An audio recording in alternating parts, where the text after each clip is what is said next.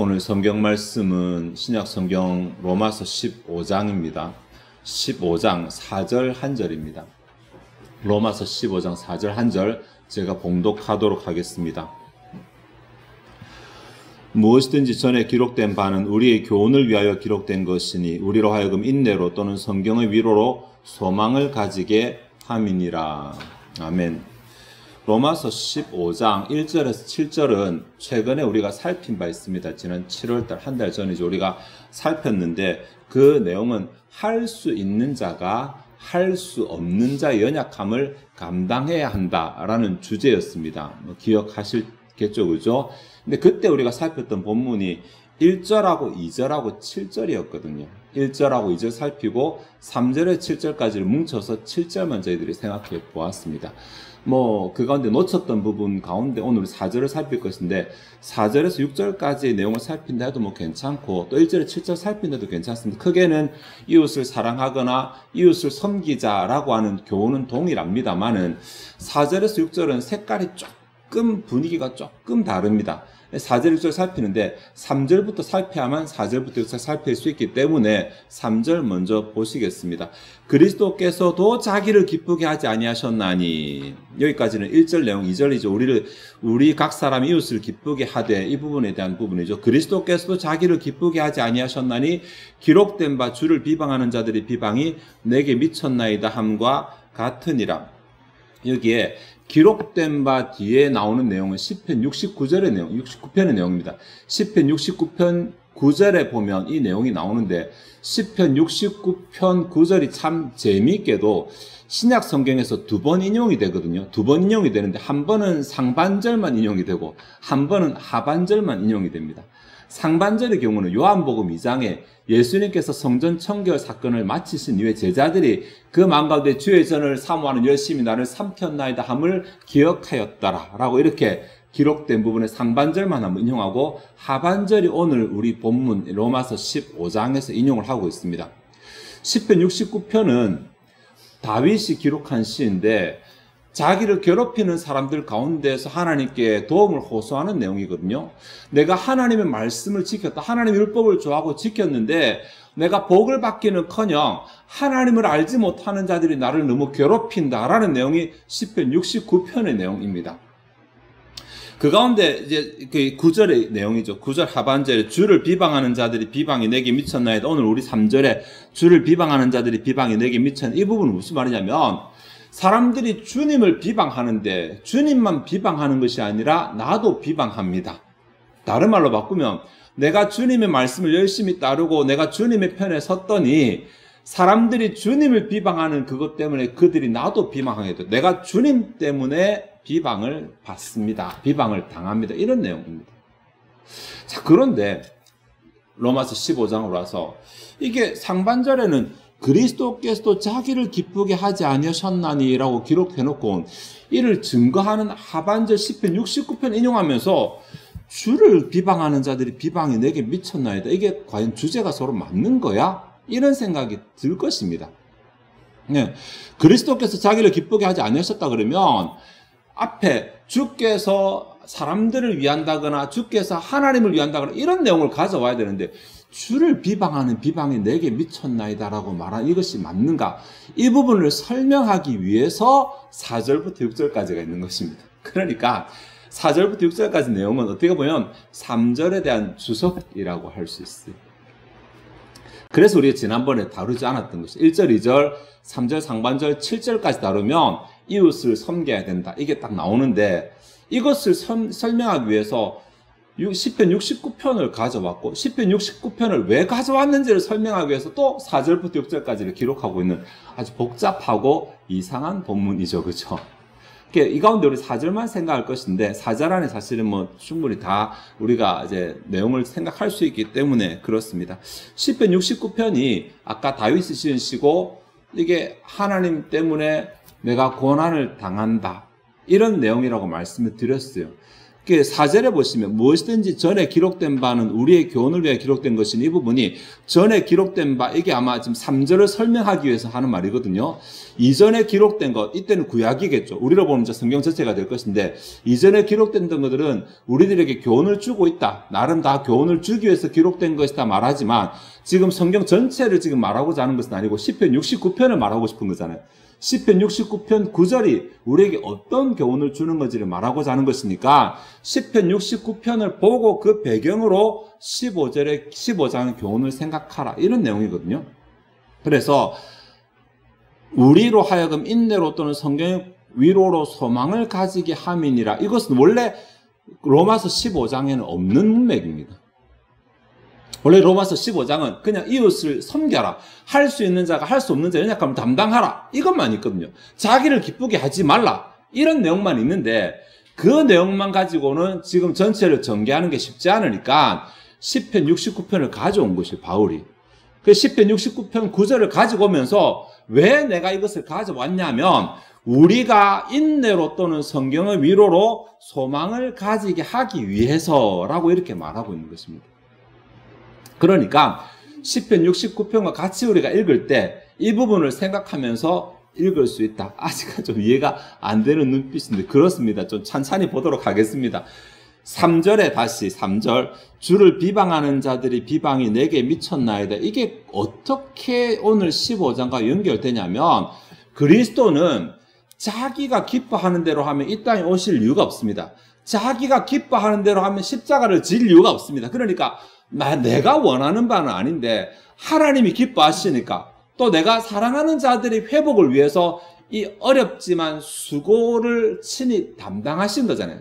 자기를 기쁘게 하지 않으셨다는 그 말이잖아요. 2절에 이웃을 기쁘게 하라. 다른 사람, 나 아니고 다른 사람 혹은 하나님을 기쁘게 하는 문맥이 지금 3절에도 흐르고 있는 것인데 그리스도도 그렇게 했다는 것이거든요. 그리스도도 하나님의 기쁨을 위하여 우리의 기쁨을 위하여 고난을 감당했다. 고난을 감당하셨다. 그리고 60편, 69편에 하나님 때문에 고난을 감당하는 시인의 이야기가 나오고 있습니다. 시편 69편 9절은 메시아 예언에 대한 내용이거든요. 그래서 그리스도를 실제로 지칭하는 내용이지만 어쨌든 그 본문에서는 다윗이 하나님 때문에 하나님 율법을 즐거워하고 하나님 내가 따라 살려고 하다 보니까 불신자들 가운데 살아가는 게 너무 힘들고 그들의 손가락질과 비방을 내가 당하게 되었다. 이게 오늘 본문 가운데서는 내가 좋아서 내가 기뻐서 이웃을 섬기는 게 아니라 이웃을 섬기는 것이 쉽지 않습니다. 여러분들 일단은 몸이 고생이잖아요. 어떻게 해도 몸이 고생인데 몸만 고생스러우면 다행이지만 대부분의 경우 마음의 고생도 따라오잖아요. 내가 이웃을 섬길 때 이웃이 아이고 감사합니다. 아이고 수고하십니다. 고맙습니다. 하면 몸만 고생하는 거고 이웃이 내 수고를 몰라주거나 내 수고에 제대로 반응하지 않거나 귀찮게 여기나 그러면 내 마음의 상처도 또 덤으로 오잖아요. 그러니까 이웃을 섬기는 것은 결코 기쁘지 않은 상황이지만 하나님 때문에 내가 섬기는 거잖아요. 하나님 때문에 내가 수고를 감당하고 손해를 보는 것이고 이렇게 하는 것이 시편 69편의 문맥과 같다라는 것입니다.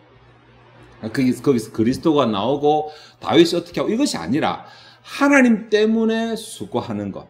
하나님 때문에 수고하는 이것이 시편 69편과 서로 연결이 된다는 것이고 이렇게 연결을 하면서 4절에 상반부는 연결된다는 말이고 하반부에 우리로 하여금 인내로 또는 성경의 위로로 소망을 가지게 함이니라 라고 말합니다. 그러니까 이렇게 우리가 하나님 때문에 손해보고 하나님 때문에 이웃을 섬기고 하나님 때문에 봉사하는 것에는 소망이 있다라는 말을 하는 것입니다. 이것이 이웃을 섬기는 자의 보상 혹은 복이라고 할 수 있어요. 4절 맨 마지막에 소망을 가진다라는 말이 나오는데 소망을 가진다. 헬라 원문으로 봐도 소망을 가진다고 되어 있거든요. 그런데 조금 이상합니다. 왜냐하면 소망이라는 단어, 에피스라는 단어는 동사형이 있습니다. 소망한다. 엘피조라는 단어가 있거든요. 그래서 그대로 그냥 내가 소망하게 하려 함이다라고 말하면 되는데 굳이 명사형과 가진다라는 동사를 붙여서 소망을 가진다라고 이렇게 번역하고 실제로 원문으로 구성을 하고 있다는 점이죠. 뉘앙스가 조금 이상합니다. 소망을 가진다. 이게 가진다라고 하는 이 단어도 품는다는 것이 아니라 없는데 가지고 온다라는 단어거든요. 그래서 일부 학자들과 일부 성경을 어떻게 번역하냐면 내가 소망한 것을 가진다 라고 번역합니다. 저는 동의합니다. 보상은 이 정도는 돼야죠. 내가 예수 믿고가 아니고 내가 하나님 때문에 이웃에게 수고하고 하나님 때문에 마음고생하고 하나님 때문에 이것저것 헌신하게 되면 이제 내가 하나님께 뭔가를 바랄 수 있는 자격이 주어진다. 이런 말 가지고는 보상이 약하잖아요. 그거 안 해도 우리 하나님께 바라잖아요. 내 마음대로 살아도 다 소망하잖아요. 네, 진짜 그것이 하나님의 보상이 되고 복이 된다는 것은 내가 바라는 것이 아니라 하나님에게서 뭔가 오는 것이 있어서 그것이 보상이 되는 것이기 때문에 내가 소망하던 것을 하나님께로부터 받는다. 네, 충분히 가능한 번역입니다. 그래서 우리가 인내로 또는 성경의 위로로 내가 소망하고 있던 것을 하나님께 받게 되는 것이 하나님께서 이웃을 섬기는 자들에게 베푸시는 보상이다 라고 이렇게 볼 수 있습니다. 어떻게 할 때 여기 보니까 인내로 또는 성경의 위로로 되어 있네요. 한글 성경으로는 인내로 또는 성경의 위로로라고 번역해서 인내를 가지거나 성경의 위로를 가지거나 이렇게 읽히잖아요. 근데 원문으로 보면 아닙니다. 인내를 통하여 그리고 성경의 위로를 통하여라고 되어 있습니다. 두 개가 동시에 일어난다는 것입니다. 인내를 통하여 성경의 위로를 통하여 내가 소망하는 바가 이루어진다. 그러니까 내가 이웃을 섬기고 있으면 몸고생, 마음고생하지만 그러나 내가 계속해서 그것을 인내하면서 감당하고 성경 말씀을 위로로 삼고 가다 보면 하나님께서 내가 소망하는 것을 이루어 주신다라고 하는 큰 흐름은 알겠죠. 이렇게 보면 나는 인내해야 된다. 하나님은 내게 위로의 말씀을 주실 것이다. 이렇게 이제 생각할 수 있잖아요. 근데 5절에 보시면 5절에 이제 인내와 위로의 하나님이 라고 합니다. 인내와 위로의 하나님이. 이 말은 뭐냐면 위로도 하나님의 것이지만 인내도 하나님의 것이라고 말한다는 것입니다. 네.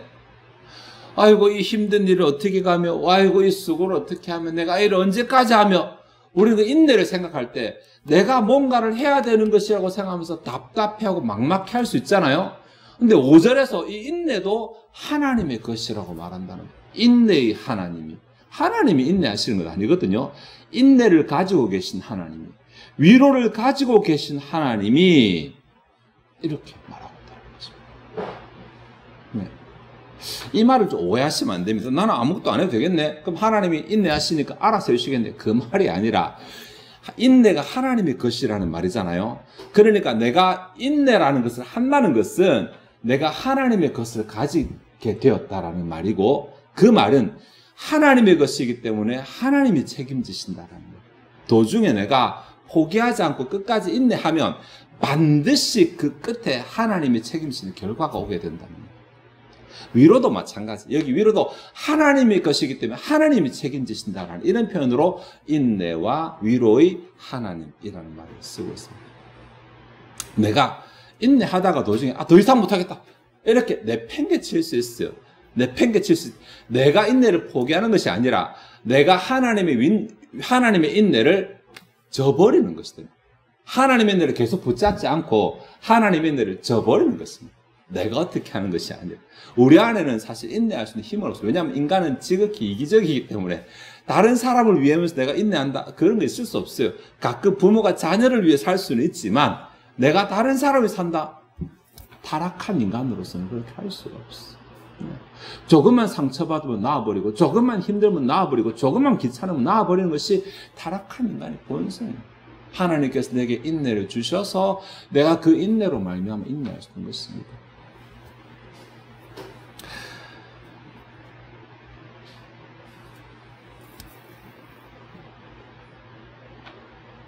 골로새서 1장 11절에 보면 그의 영광의 힘을 따라 모든 능력으로 능하게 하시며 기쁨으로 모든 견딤과 오래 참음에 이르게 하시고 라고 말해요. 여기에 모든 견딤과 견딤이라는 단어가 본문의 인내라는 단어와 같은 단어거든요.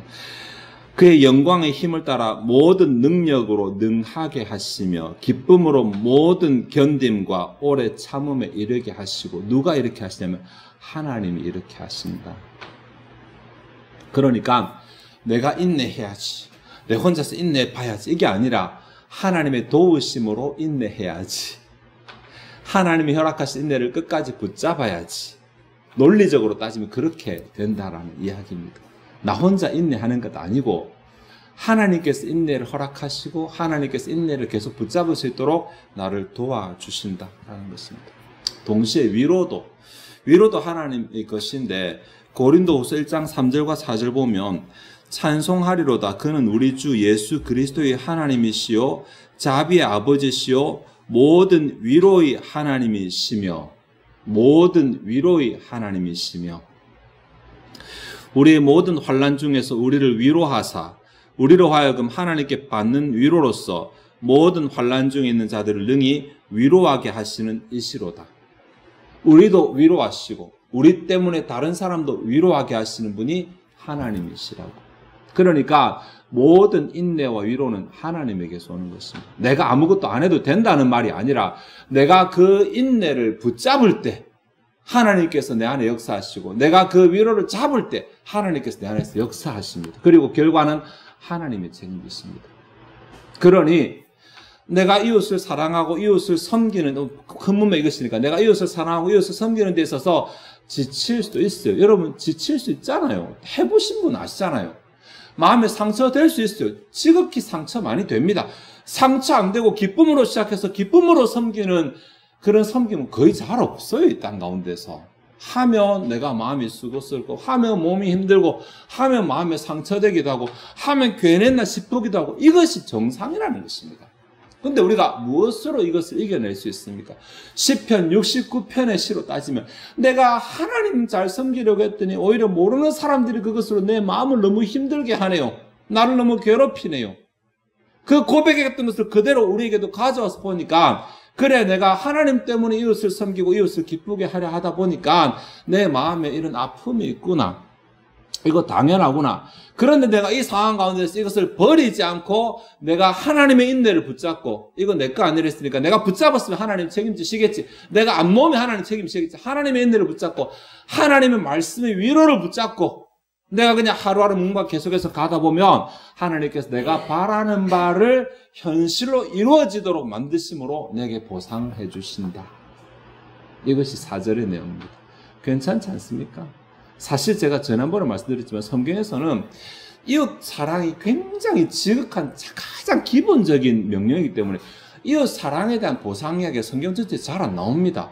이웃을 사랑하라는 얘기는 굉장히 많이 나오고 구체적으로 이웃을 어떻게 섬길지는 엄청나게 나오지만, 그래서 우리에게 무슨 복이 주어지는지는 극히 빈약하게 나옵니다. 오늘도 그 빈약한 실마리 가운데 하나인데, 우리가 인내하며 멈추지 않고 계속해서 지속적으로 이웃을 사랑하고 섬기고 이웃의 연약한 부분을 담당하고 이렇게 하나님 말씀 붙잡고 하나님 허락하신 인내를 붙잡고 가면 우리 마음 가운데 소원하는 바, 우리 마음 가운데 바라는 바를 하나님께서 가지게 해 주실 것이다. 이렇게 약속하고 있습니다. 말씀 좀 정리하도록 하겠습니다. 사실 우리 주변에 연약한 자들이 없다, 이런 일은 없습니다. 왜냐하면 연약함이라고 하는 것은 다양한 기준을 가지고 있기 때문에, 어떤 측면에서는 내가 연약한 자이고 어떤 측면에서는 내가 있는 자, 가진 자, 강한 자입니다. 네.